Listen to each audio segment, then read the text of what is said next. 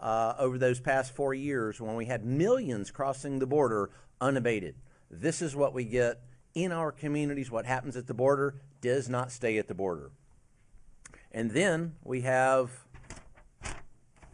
Lin Lee, an illegal alien from Red China. This individual is charged with child neglect and endangerment. Let me say that again, child neglect and endangerment and prostitution. An illegal alien walking the streets of Minneapolis. Now, we just talked children yesterday a little bit. Let's talk a little more, since we've got an illegal alien we just took off the streets of Minneapolis that was someone engaged in child neglect and endangerment. Here in the U.S. Border Patrol, I will say unequivocally that we are experts in dealing with children. Let me say that again, experts in dealing with children. Not because we want to be, but because we have to be. Over those past 4 years, hundreds of thousands of children were trafficked across that border. Guess who they came into contact with? Sometimes who was the very first law enforcement agency or American citizen that they saw? U.S. Border Patrol, followed by our counterparts at Immigration and Customs Enforcement. We're definitely the experts at dealing with children, unfortunately. Hundreds of thousands under that last administration. Not to mention the 300,000 lost children, 300,000 plus lost children that were trafficked across that border. Now, when we've got the news media talking about children, I'd certainly love to hear more reporting on the 300,000 lost children. How about the 14 that we recovered at that pot farm a few months ago in Camarillo, California? The 14 lost children trafficked across the border that were found working illegally on a pot farm in California. Very little reporting from the Minneapolis news media here. I didn't really hear much from you guys. And then some of the more heinous crimes against children that are trafficked across the border that ICE and Border Patrol saw daily back when that border was out of control over those past 4 years. I'll detail one for you, folks, that's truly heinous.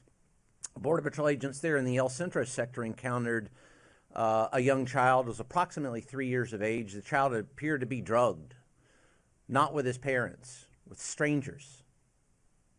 Agents managed to wake the child up after doing what is known as a sternum rub, which is a technique to wake someone up that may be induced by drugs. As the child woke up, we understood the child's parents were not with him, and medical examination saw that this child had non-surgical sutures in his abdomen. Let me say that again. Non-surgical sutures in the child's abdomen. He was being trafficked across the border in that condition. That's not an isolated event with the U.S. Border Patrol or ICE. We saw that many, many times. Drug children coming across the border, and guess what? Other than a couple of news outlets, I believe News Nation and Fox reported, nobody else would. Nothing on a child with non-surgical sutures in his abdomen, and nobody knows why. Now, the 5-year-old yesterday, some of you had questions on the 5-year-old yesterday. That 5-year-old remains with his family. We say that again, remains with his family. We know that. That false media narrative that was pushed out yesterday was false. It remains with his family. But let's talk about who doesn't remain with their family. And I think this is the most important thing that we're talking about with children. How about our victim of the day, a victim at the hands of illegal alien criminals, these same criminals that we are taking off the streets that you see on these screens behind us. This victim was Rachel Morin. She left behind 5 children. Let me say that again. She left behind 5 children after she was killed by an illegal alien from Central America. He decided to murder her and hide her body in a culvert. Oh, wait a second. That was after he raped her. She's separated permanently from her 5 children. Let me say that again. Separated permanently from her 5 children. Why isn't that reported on? Very little reporting in the local news media or the news media on those types of situations. Now, I would call this the DSP syndrome. That's a term that I made up. I'm not a medical doctor. I'm a Border Patrol agent. It's called the double standard phenomena. Say that again. The DSP is the double standard phenomena. We see this quite often, the DSP. American citizens that are arrested daily. Here in Minneapolis, are they separated from their children and families? Absolutely, as they should be. Criminals face consequences. Criminals face consequences. But yet that double standard does not seem to apply to illegal aliens. Why is that? Perhaps someone could detail that for me, because I don't quite understand all the parameters involved in the DSP, the double standard phenomena. So, as we continue this mission here in Minneapolis, we will continue to take these bad people, bad things off the streets, despite the DSP, the double standard phenomena, despite the false narrative reporting by many news media outlets. We will continue unabated in our mission to ensure there are no more Rachel Morens separated from her 5 children.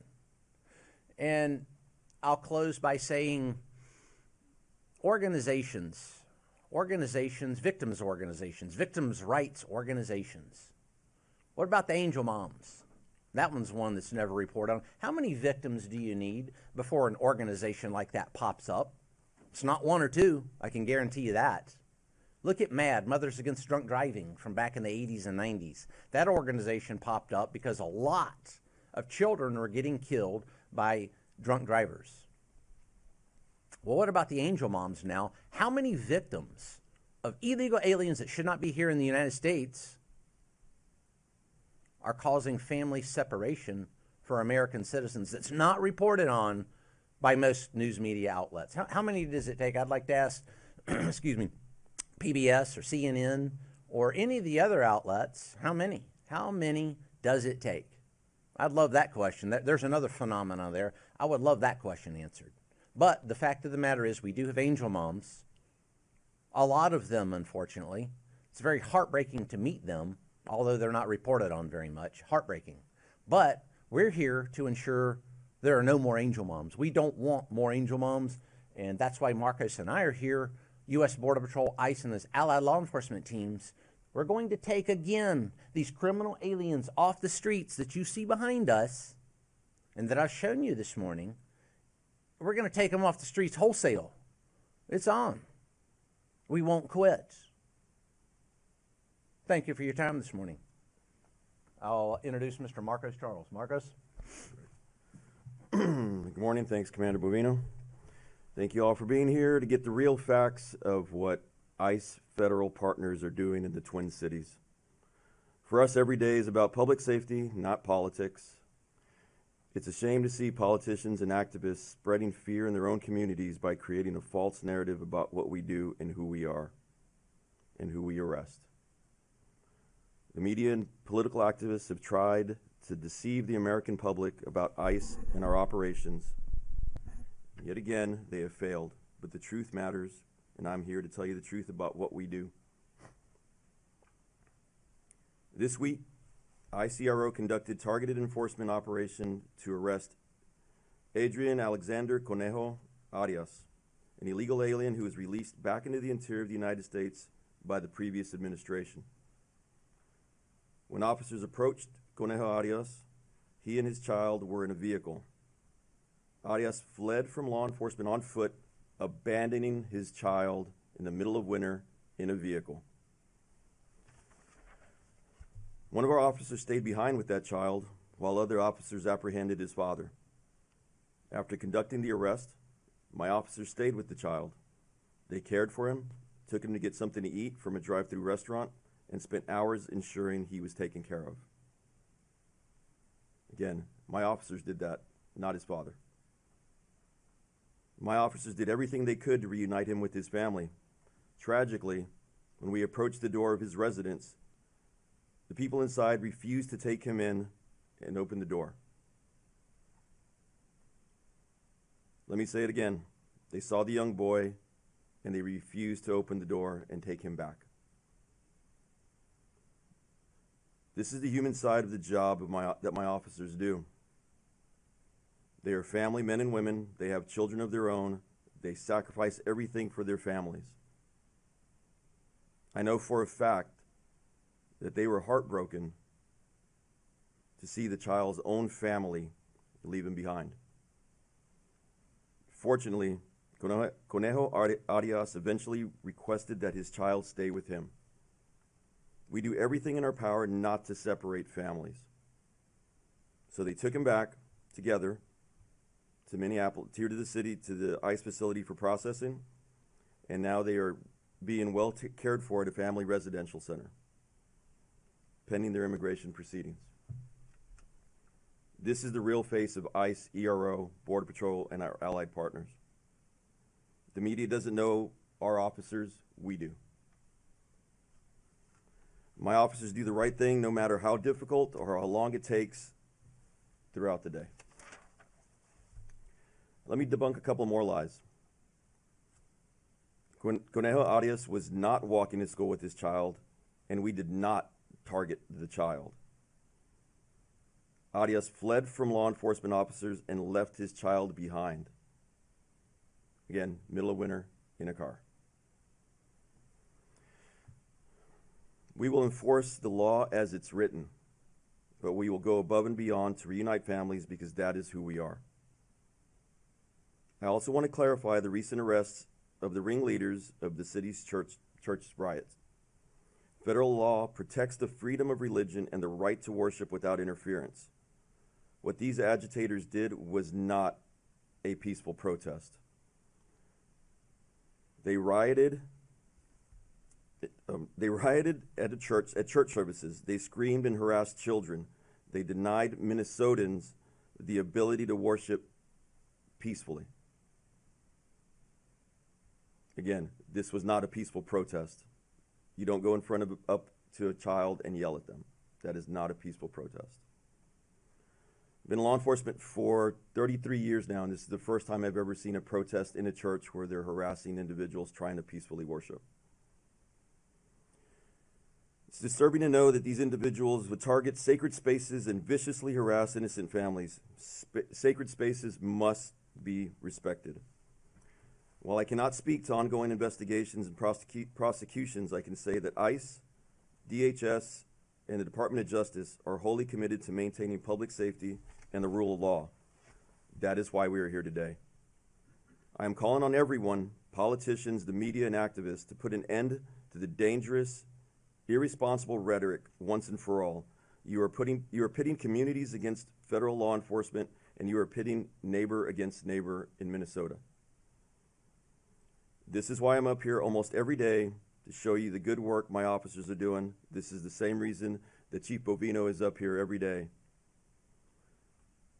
The public needs to know about the dangerous criminal illegal aliens we're arresting. They need to see the faces of the monsters that these agitators are trying to protect. Yesterday, we arrested the following individuals. Jose Ocampo Leon, a criminal illegal alien from Mexico, convicted of sexual conduct with a child under 16.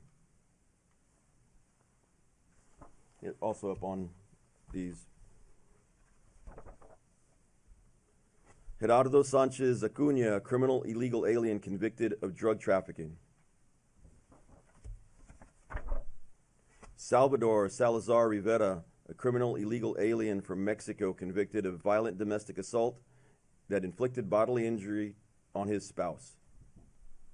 These are not the people that you want living next door to you.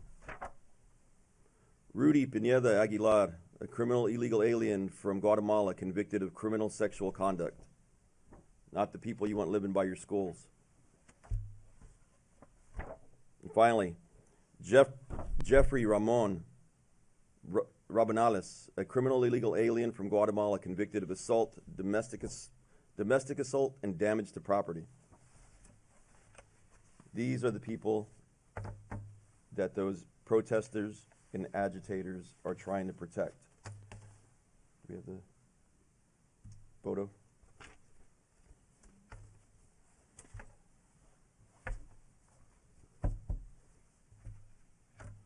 Moments ago, a group of agitators, a U-Haul van filled with shields.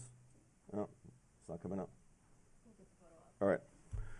Shields and gear decided to come over here to the Whipple building and block traffic. They are currently trying to impede us from getting out of the building and going and do our mission. I'll tell you right now, they're going to fail, because no matter what they put up in front of us, we are here to do a job to protect this community, to protect Minnesotans, and to keep the criminal illegal aliens off the street and put them where they belong, back into detention, and remove them from this country. Thank you, guys. Take questions now. All right, we'll start from here and we'll go down and we'll look at questions. Appreciate you taking our questions. You talked about specifically 5 of the people or so that were up on the slides. For people that are just watching this and just see faces on these slides and no names and just the country they're from and an offense, how do you build trust in the community with some that might be skeptical when they don't know who these people are and don't know everything about the people that you're taking into custody? We're relying on you guys to put that message out. We put these slides up for you so you can get the message out to the public of the good work that our men and women are doing. Can I just follow up real quick? Sure. The people that you've taken into custody, you talk about the worst of the worst that you call them. What about the other people? Are you taking people into custody that don't have criminal past, like the people you've talked about? Are there people that are going through the green card process, the asylum process? Are those people being detained now too during the surge? I will tell you this. We operate through intelligence and targeted enforcement. We are looking for certain individuals. As we are looking for these individuals, if there is somebody that is illegally in the country and amenable to removal from this country, we will arrest them. So some may not have a criminal past, a violent criminal past. Like Correct. you're Correct. those people in custody too. Yeah, because every day that they're here, they are committing a crime. They may have been here 20 years, but that means for the last 20 years, they have failed to do it the right way. And every day that they're here, they are here illegally in the United States. Now, we are not targeting those individuals, but if we come across those individuals in the course of our duties, we will arrest them. All right, next question. Yesterday, Minnesota's corrections commissioner shared videos of inmates being transferred, handed over to federal agents, and he says he can't find a single case where the DOC failed to honor the ICE detainers when someone finishes their in-custody state prison term. And he also says that you are overcounting the number of non-citizens that are in state custody by 1,000. I'm wondering if you can address those discrepancies between what you guys have said in these press conferences and what the state Commissioner of Corrections said yesterday. Yeah, I clarified that yesterday by saying that the Department of Corrections for the state of Minnesota does cooperate. They hand people over at the end of their sentence, and we take them into custody. The numbers that we put out aren't, when I say the state of Minnesota, I'm not talking about just the Department of Corrections. I'm talking throughout the state, counties, any municipalities that may be holding people. So he did say that there are about 207 in prison and 94 in county jails to make 301 total. I believe the numbers you guys were giving were more like 1,300. Mhm. So what's the discrepancy? The discrepancy is that he's Department of Corrections and we're Immigration Customs Enforcement with better databases than he has as far as who are out in custody. In the state custody though, in county custody? Throughout the United States. So the numbers I gave you were for Minnesota, correct. But our stats, our detainers are the ones that we count. We don't go into DOC data and count their data. It's not our data. Our data shows that we have over 1,300 In Minnesota. in Minnesota. Next question. Just a few questions on the 5-year-old, and I'll rattle them off quickly, and I'll repeat them if need be. Does the father have a criminal record? What charges was he arrested on? What's the son's legal status and immigration history? And what can you tell us about any ICE interactions with the mother, as well as her legal status and immigration history? That was pretty fast. Can you? Yeah. Let's start with the first one. Does the father actually have a criminal record? And if so, what charges was he arrested on? I will have to get back to you with any of this in-depth criminal history, but he was in the United States illegally, and I believe he'd been ordered removed. I'm from the AP. Your press people do have my contact Yep. information. What's the son's legal status and immigration history? The family came across as a family unit illegally a few years back. I can't get the date off the top of my head. Can you tell us anything about ICE's interactions with the mother as well as her legal status and immigration history? We have not encountered the mother as of this time. My question's for the commander, just given portions of your remarks, sir, and we appreciate you taking questions very much. Of course. Maggie Vespa from NBC News. We have reported multiple times, in depth, quoting DHS's statements, saying that Liam Ramos is being held with his father in Texas.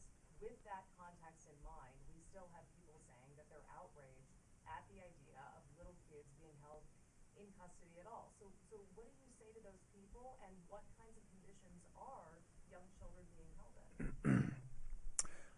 As far as that family has not been separated, so it goes back. I said we reported that. Yes. So even with that in mind, he's in custody, being detained in Texas with his dad. Yes, with his dad. So that goes back to exactly what I just said. Is many American citizens are separated when they're arrested, say by Minneapolis Police Department or any other police department. They are separated from their children when they're arrested. So take a look at what's happening here with this particular case. They're not being separated. That child is in the least restrictive setting possible.